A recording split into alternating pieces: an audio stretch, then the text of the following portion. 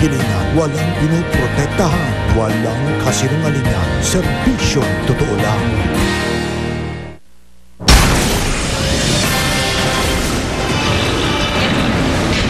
Sa gitna ng kontrobersiya, mga sasakyang tinanggap mula sa PCSO, ibinalik na ng mga obispo, sabay pag-ako sa naging hakbang. My letter to the President was a lapse in judgment. Ang nag-isa sa pagdinig, PCSO! I'm so sorry for whatever this may have, I'm sure this has cost the bishops here, but... Suspended ARMM Governor Saldi Ampatuan nagtampo kay dating Pangulong Arroyo na nilaglag daw siya kaugnay sa Maguindanao Massacre case. Hindi man na niya po idepende na. Wala na raw balak mag-apply bilang state witness ayon sa kanyang abogado. Tatlong construction worker sa Batangas patay habang nagtatrabaho sa Poso Negro. Sa Isabela, bata patay ng pagtatagain umano ng sariling ina.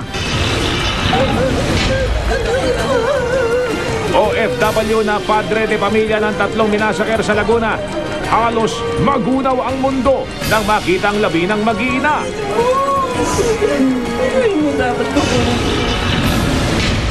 Video ng marahas na pagpaparusa sa isang estudyante sa Palawan.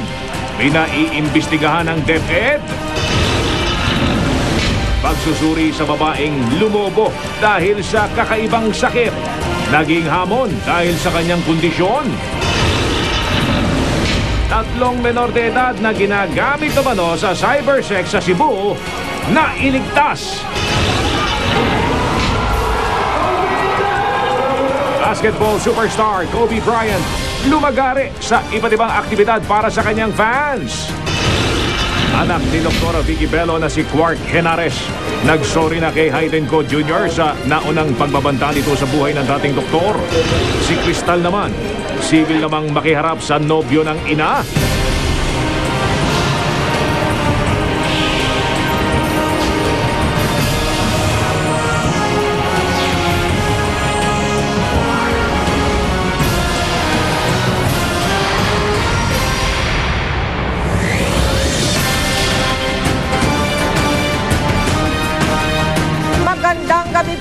Ibinalik na ng mga obispo ang mga sasakyang tinanggap nila sa Philippine Charity Sweepstakes Office.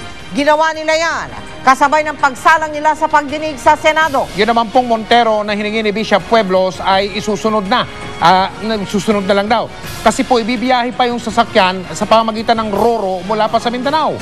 Bago harapin ng mga obispo, mga senador ay nakaranas sila ng pambubuska mula sa mga nagprotesta sa harap ng Senado. Nakatutok si Ian Cruz.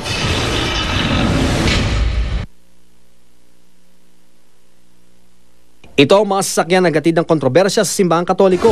Nissan Pathfinder, isang Mitsubishi L300FB ni Bishop Rodolfo Beltran ng Bontoc, Lagawe Vicariate, ang puting Mitsubishi Strada ni Bishop Leopoldo Hausian ng Diocese ng Banguet Abra.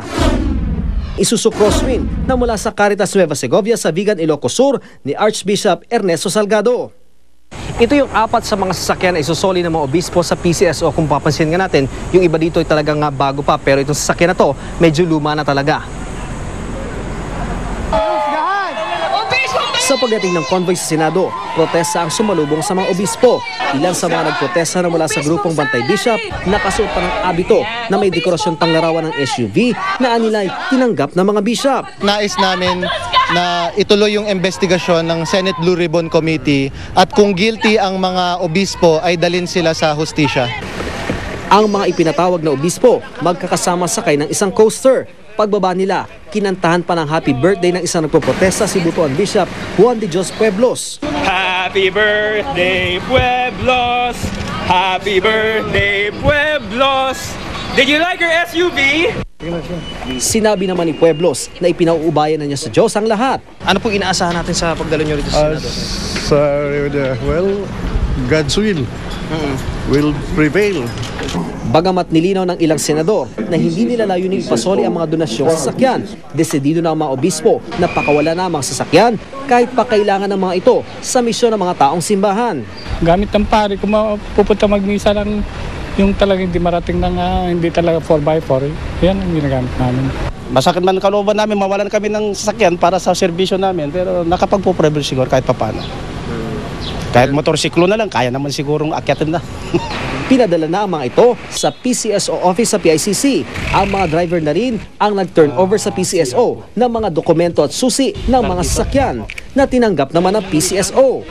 Tatanong namin sa COA, what is the best thing to do? Kung kailangan yan i-auction, ibenta, tapos put the funds back to charity. Hindi naman naisoli ngayong araw ang Montero ni Bishop Pueblos at sasakyan ng iba pang obispo. Manggagaling pa kasi ang mga ito sa Mindanao at kailangan isakay sa Roro. Ian Cruz sa Katutok, 24 Oras. Nanindigan naman ng mga obispo na wala silang nilabag na batas sa pagtanggap nila ng mga sasakyan mula sa PCSO. Lumabas din sa pagdinig kanina na ilan sa mga sasakyang kanilang natanggap ay hindi naman pala mamahalin. Ang iba ay segunda mano pa nga. Pero si Bishop Juan de Dios Pueblos na umamin ay umamin. Nagkamali nga raw siya sa paghiling niya na bigyan siya noon o nang noon ay Pangulong Gloria Arroyo ng isang bagong sasakyan para sa kanyang karawan. Nakatutok si Lia Manyala. Sa pagpapatuloy ng pagdinig ng Senate Blue Ribbon Committee kanina, 6 sa 7 obispong nadawit sa kontrobersya ng pagtanggap ng mga di umano'y mamahaling sasakyan mula sa PCSO ang dumalo. Agad dinepensahan ng pro-reproductive health bill na si Senadora Miriam Defensor Santiago ang mga taong simbahan. Please forgive me, fellow Filipinos. I cannot control myself because this is such an outrage to the basic function of the Philippine Senate. You are asking us to investigate a matter that should never have passed. Second-hand 10-year-old Nissan, pick up. Mitsubishi Strada, pick up. 3 pick up, 5 silang obispo. At saka tingnan mo kung saan ang mga opisina nito mga obispo na ito. Hindi ba, kung nandito sila sa Metro Manila. Ang isa ay sa Bontoc, Lagawe. Ang isa naman ay sa Bangged, Abra. Ang isa ay sa Cotabato. Mga bulubundukin na lugar ito at mahirap talagang mag-ikot. That the COA report is wrong and that there was no constitutional violation. Kaya imbes na ang mga obispo ang mag-isa ng husto, si PCSO Chairperson Margie Wico ang napag-initan ng mga senador. Sino raw ba kasi ang nagsabing may Pajero 7? So you mean to say, Ms. Wico, that the present PCSO board invented that name Pajero just to put the bishops in a bad light? That I've said there was no Pajero, there were other vehicles. I'm so sorry for whatever this may have, I'm sure this has cost the bishops here, but I really don't know where that came from. Ang sagot na ito ni Wico umani ng pagbu ng mga nanonood sa gallery ng Session Hall ng Senado na karamihay mga madre at taga-suporta ng simbahan. I don't know. You are denying that it came from... Please keep quiet. Naroon din ang matataas na opisyal ng Catholic Bishops Conference of the Philippines o CBCP. Sabi ng mga obispo, hindi raw maikakailang nasakta ng simbahan sa issue pero hindi raw sila mangingiming ibalik na lang ang lahat ng sasakyang natanggap nila. Regardless of whether the acquisition of the vehicles has been lawful or unlawful, constitutional or unconstitutional, we are returning the vehicles. Ang pinaka-kontrobersyal na si Butuan Bishop Juan de Dios Pueblos, inaming personal na sumulat kay dating Pangulong Gloria Arroyo para humingi ng pa-birthday na sasakyan. It is also a fact that I informed the President that I really need a brand new car, possibly a 4x4, which I can use to reach the far-flung areas of Caraga. And that I hope she will never fail to give a brand new car which would serve as her birthday gift to me. I humbly acknowledge that my letter to the President was a lapse in judgment, and therefore I accept full responsibility for this personal action. Inamin din ni Pueblos na sa kanya nakarehistro ang sasakyan bilang corporate soul ng diocese. Sinabi pa nito na kahit galing pa sa masama, tatanggapin niya raw ito. If a devil or Satan appears in front of you and offers to give you money, or a vehicle for that matter, will you accept it, Bishop?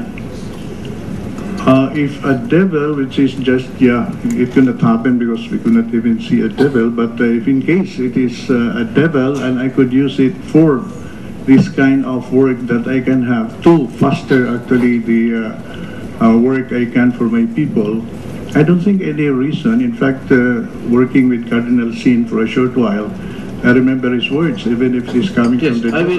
Pero pinasinungalingan nila na mamahalin ang lahat ng sasakyang natanggap nila. Ang ilan tulad ng Apostolic Vicariate ng Bontoc, Lagawe, second-hand na pick-up na 10 taon nang ginagamit ang nakuha. Isa-isa ring ipinaliwanag ng mga obispo kung para saan nga ba ang mga sasakyang hiningi nila sa PCSO. It has already been used to bring indigent sick people from Cotabato to Davao. Among the vehicle's main uses these days is providing mobility support for staff working on anti-human trafficking and anti-child abuse programs. The Archbishop of Zamboanga did not, I repeat, did not receive from PCSO a Pajero. The community usually borrows the vehicles of priests to transport particularly the sick and the dying. And many times, during these journeys to the hospitals, the vehicles come back in need of some repairs. As we receive a check for the purchase of a second-hand 4x4 pickup, the said vehicle has been used extensively for medical missions, community visitations, and relief operations. Paliwanag ng PCSO, wala naman sanang problema sa pagbibigay ng mga sasakyan. Had they taken the funds that were donated to the bishops from the grants and subsidies fund, then I doubt if there would have been a problem there. But these were taken from the charity fund, and the charity fund gives out ambulance units. At dahil rasyonable naman daw pala ang paggamit ng mga obispo, agad nagpahiwatig si Senador Tito Sotto na wag nang ipasauli ang mga ito, pero nanindigan ang simbahang Katoliko. Ginagamit ng mabuti, kailangan. So solid dahil napahiya. Napahiya dahil may nag-headline ng Pajero Bishops. Wala naman pala Pajero. It's important for us to clear everything in the air and return the vehicles. We shall be forced to change the rules for ourselves with regard to PCSO. The environment has changed. And I'm sad to say that mistrust has been injected into that relationship. We still trust them. We continue to help them in whatever way we can. Lia Manyalak, Nakatuto, 24 Oras.